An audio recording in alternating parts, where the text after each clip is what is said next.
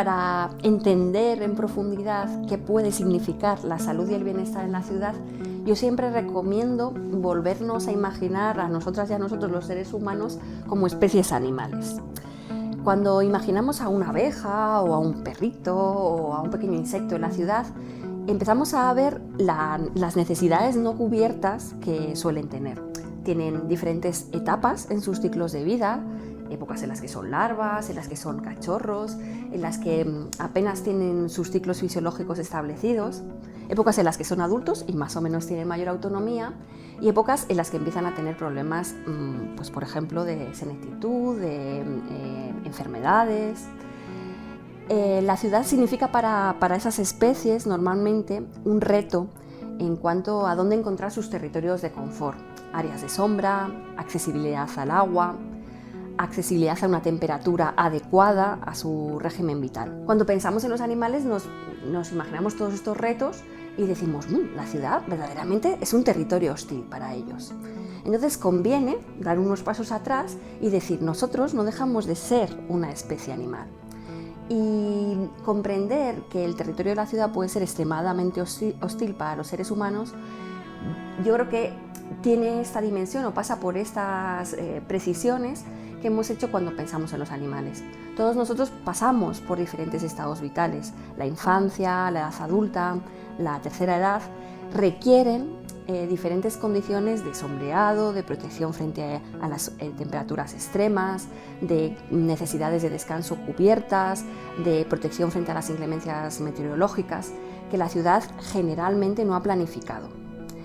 Igualmente necesitamos una cierta apoyatura en distancias cortas de ciertos lugares donde nos hagan un poco esa reconexión con el cuerpo sea más posible. Lugares bien dotados de áreas de descanso, lugares con una cierta cualidad en la percepción escénica, lugares hermosos en los que la relajación, por ejemplo, sea posible. Bueno, pues ayudándonos de qué les pasa a esas otras especies, creo que podemos comprender mejor cuáles son las necesidades no cubiertas de la nuestra, ¿no? Y cómo además esas necesidades no son estáticas, sino que van cambiando a lo largo de esos diferentes momentos de los ciclos de vida. Para cubrir esas necesidades casi biológicas de los seres humanos y también de las otras especies, realmente se han estipulado dos fórmulas. Una es una fórmula de planificación ciudadana con anticipación.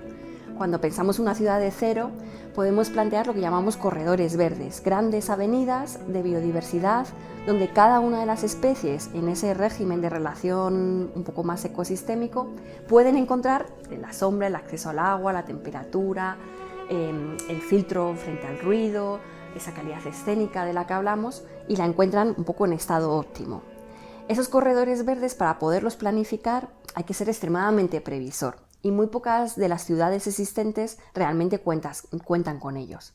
Así que la otra alternativa sería lo que llamamos las stepping stones, se llama en la literatura anglosajona, que son esas piedritas que te ayudan a cruzar un río, que es en ese territorio hostil, que suele ser la ciudad para cualquier ser vivo.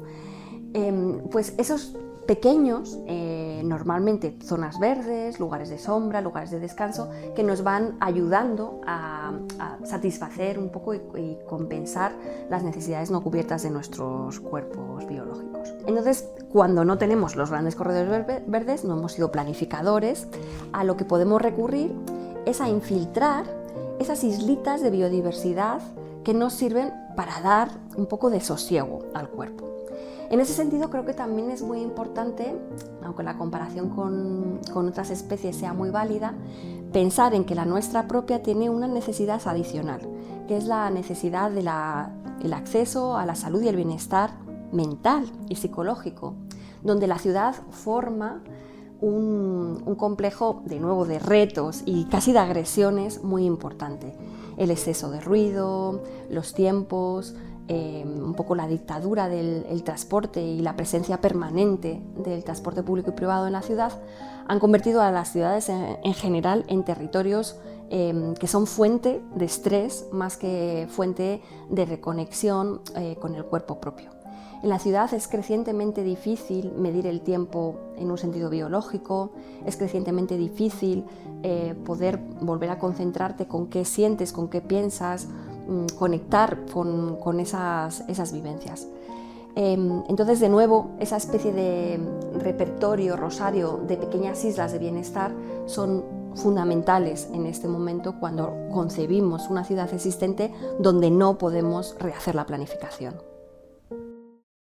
En este momento creo que es especialmente importante, especialmente casi diría crítico, pensar en bienestar en la ciudad, creo que por varios motivos. El primero de los motivos que tiene que ver mucho con en esos horizontes de las agendas 2030 que todas las ciudades tienen sobre la mesa, se trata de aunar un poco el bienestar ecológico, el querer hacer frente al cambio climático, el querer tener ciudades pues, mejores, más resilientes en términos medioambientales, con también un cierto concepto de equidad medioambiental. Porque no nos vale solo con hacer ciudades más verdes, ciudades con mejores accesos a espacios confortables, sino que también tenemos que pensar en si ese acceso se va a repartir de una forma equitativa entre la población. Entonces tenemos que aunar lo que llamamos pues calidad ecológica con lo que podríamos llamar equidad ecológica.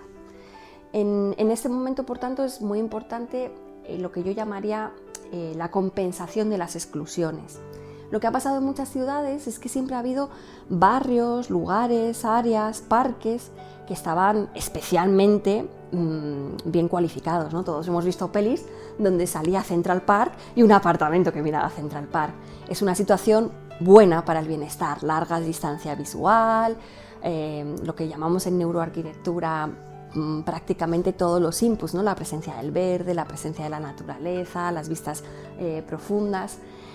Y sin embargo, una parte muy reducida de la población ha tenido acceso a ese gran escenario, ¿no? Entonces, lo que intentamos comprender es que en realidad el medio ambiente y las cualidades buenas que traen los espacios verdes a las ciudades deberían ser repartidas de forma democrática. Entonces, como ese acceso a esos recursos naturales nunca es equitativo, los barrios no los tienen repartido de forma equitativa, dependiendo de tu condición económica vas a poder vivir en uno u otro de ellos, lo que tenemos que establecer es mecanismos de compensación. Por ejemplo, clásicamente ha habido lo que hemos llamado barrios dormitorio, con mucho peor acceso a dotaciones de trabajo, a dotaciones de las llamadas de la ciudad de los 15 minutos, eso que necesitamos usar todos los días. Y ahí necesitamos reinfiltrar esa vida de proximidad y necesitamos también reinfiltrar en barrios pues, que no han tenido una dotación, por ejemplo, de espacio verde adecuada, pues habrá que aprovechar cubiertas, habrá que aprovechar plazas, habrá que aprovechar viales, habrá que reducir ese tráfico rodado, como nos proponen los acuerdos de París, al 50% y generar ese territorio del reverdecimiento. Pero digamos que uno de los motivos por los que el bienestar es muy importante en las agendas actuales es por dar ese acceso equitativo a los recursos medioambientales. En 2020 publiqué un libro que se llama La ciudad de los cuidados, justo cuando todavía no habíamos salido de la pandemia que vivimos y donde se abordaban muchos de esos temas relacionados con el bienestar y la salud en la ciudad. Para intentar entender algunas de las propuestas, porque es un libro fundamentalmente optimista, que nos hace ver que la ciudad cuidadora está en realidad a la vuelta de la esquina para algunas de nuestras ciudades mediterráneas tradicionales. Y uno de los ejemplos que a mí me gusta mucho contar es la diferencia entre un playground, en esos lugares donde juegan los niños en las ciudades, en las ciudades habituales, y qué podríamos llegar a tener como un mecanismo casi de sanación colectiva, de convivencia colectiva, que es lo que yo llamo los píxeles de naturaleza, ¿no? Un playground es un lugar que tiene una valla, está escolarizado, los niños hay acciones correctas y acciones incorrectas, no puedes subir por la parte de deslizarse del tobogán ni bajar por la escalera. Y suelen segregar por edades. En general, cuando ves un playground, los abuelitos y las madres y los padres están sentados en bancos, normalmente pasivamente, nadie espera de ellos una socialización ni un disfrute, y sin embargo están haciendo una actividad importante para ellos en el día, ¿no? Y los niños son los cuidados. Frente a esto, el libro de la ciudad de los cuidados propone los píxeles de naturaleza, que son pequeñas inserciones en la ciudad de lugares como un trigal, un arenero, una pequeña laguna, un estanque de peces. Espacios de naturaleza donde cada una de las edades y cada una de las aproximaciones biológicas diversas a los ciudadanos puede encontrar una ocasión para desestresarse y para tener una actividad colaborativa y cruzada. Hay muchas experiencias de psicólogos y de pedagogos que dicen que niños a partir de los 2 años dicen: a mí me gusta mucho jugar al pilla-pilla, pero como a mamá le gusta hacer atletismo, le propuse, en vez de ir al parque, irnos al polideportivo, y mientras ella corría, yo me iba escondiendo y ella me iba encontrando. Es decir, un niño pequeño está siendo corresponsable de la salud y el bienestar de su madre. Filósofas como la canadiense Amy Mullen cuenta que esa red tupida que suponen los cuidados en la ciudad, en realidad empieza a desarrollarse a partir de esos 2 años, y no es unidireccional, no es hay un dependiente y un cuidador o una cuidadora, sino que si funciona bien y es saludable, es una nube social.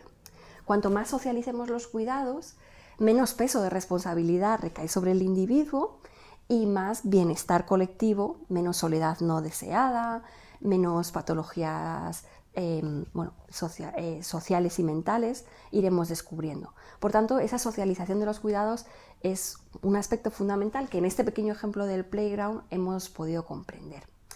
Entonces, la ciudad de los cuidados, a través de ejemplos como este, tocando 7 pequeños lugares de la ciudad, propone alcanzar esa idea de que el bienestar de nuestro cuerpo, el bienestar de las personas que nos rodean y el bienestar del medio ambiente no debe ser una preocupación en la agenda individual.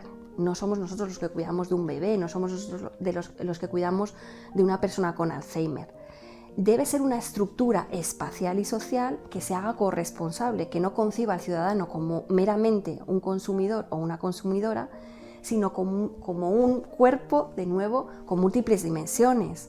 Un cuerpo que ha podido dormir mal, sufrir estrés y que se puede pasar más fácilmente las paradas del metro, un cuerpo que puede tener un poco de sinusitis, un cuerpo que puede tener una escayola, un cuerpo que puede tener una discapacidad más, digamos, oficial, y con toda esa diversidad y esas dimensiones corporales generar una corresponsabilidad social hacia ese cuidado del cuerpo, cuidado interpersonal y cuidado del medio ambiente. A mí me gusta muchísimo mirar a ciudades compactas y quizá no siempre las escandinavas y las centroeuropeas para pensar en buenas prácticas urbanas, para también descubrir que hay veces que las buenas prácticas sobre el bienestar y la salud en la ciudad no surgen donde esperamos, ni siquiera de las fuentes que esperamos.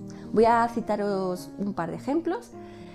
Bogotá, que es una ciudad que funciona relativamente mal en muchas de sus dimensiones porque es una macrourbe, pues con muchos problemas de articulación e incluso de reparto del transporte público. Sin embargo, ha sido precursora por iniciativa ciudadana, es una iniciativa que llamamos Bottom-up, de 157 kilómetros lineales de ciclovías que, aunque han sido apoyadas por los alcaldes, son realmente una iniciativa ciudadana desde el año 1978 y que convierten a la ciudad en algo más parecido a un pulmón verde los fines de semana por esa transformación de las carreras en ciclovías. Iniciativa ciudadana.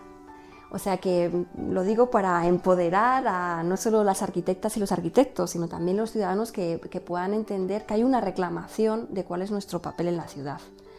Tenemos otros ejemplos, por ejemplo, en Francia hay una pequeñísima ciudad que a mí me gusta mucho, Île-sur-le-Sorgue, la isla sobre el río Sorgue, que lo digo así como mal pronunciado para que se entienda mejor, que tenía una circunvalación de agua de origen industrial con 7 grandes norias que movieron durante un tiempo la industria textil de la ciudad. Ahora mismo lo que ha acordado el ayuntamiento es en esa ciudad que no está en el litoral, convertir todo ese perímetro de agua y norias en un lugar accesible a la ciudadanía donde puedes hacer cosas tan sencillas como mojarte los pies o bañarte hasta más o menos la altura de la cintura. Da gusto pasar una tarde, ver un atardecer, comer un helado con las piernas más o menos, hasta sumergidas hasta la pantorrilla, y genera un bienestar pues, completamente sencillo de alcanzar y muy eficaz. Tenemos otros ejemplos en España. En Lanzarote hay una pequeña laguna donde en realidad se crió César Manrique, donde todas las casas alrededor cuidaban a los niños de forma colectiva. Y ese cuidado socializado generó historias vitales que, si se van siguiendo, veréis cómo encuentran e interpretan siempre la ciudad y el paisaje como un lugar de sosiego, de curación, y creo que la obra de César Manrique así lo describe, ¿no? Y por cerrar, contaros que Amberes tuvo un periodo de gloria que todo el mundo reconoce cuando empezó a tener un comercio muy intenso, evidentemente con América, y todo el mundo piensa en ese periodo de gloria por un aspecto económico, que es ese aspecto comercial. Y da gusto leer algunos de los relatos de la época, porque en realidad te cuentan que era una ciudad muy promiscua, donde había mucha posibilidad de ligue, una ciudad donde se jugaba mucho en el espacio público.